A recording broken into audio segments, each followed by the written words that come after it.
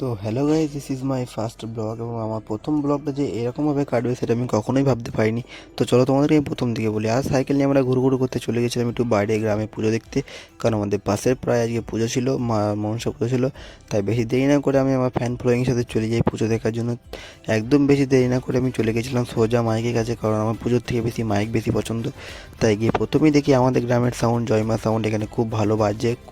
তাই মাইক দেখার পর আমার ছেলেগুলোকে নিয়ে চলে যাই একটু ঘুরু করতে, কারণ আমরা একটু মন্দিরে যাব মায়ের দর্শন নিতে। তাই চলো গিয়ে আমি প্রথমে আগে মায়ের দর্শন নিই। দেখো আগে মাকে কাঁধে তুলে নিয়ে চলে যাচ্ছে একটুখানি ঘুরু করতে। তো মাকে ঘুরু করতে নিয়ে যাচ্ছে, তো আমরা একটু ঘুরু করব। তো চলো প্রথমে মায়ের ঘুরুটা দেখে নিই, তারপর আমরা ঘুরু করব। তো মাকে ঘুরু করে নিয়ে যাওয়ার পর আমরা চলে গেছিলাম একটু মেলার দিকে, কারণ মেলাতে অনেক জিনিসপত্র আছে এবং মেলা দেখতে আমাদের খুব ভালোই লাগে। তো এটা হচ্ছে আমাদের মেলা, তো দেখে নাও।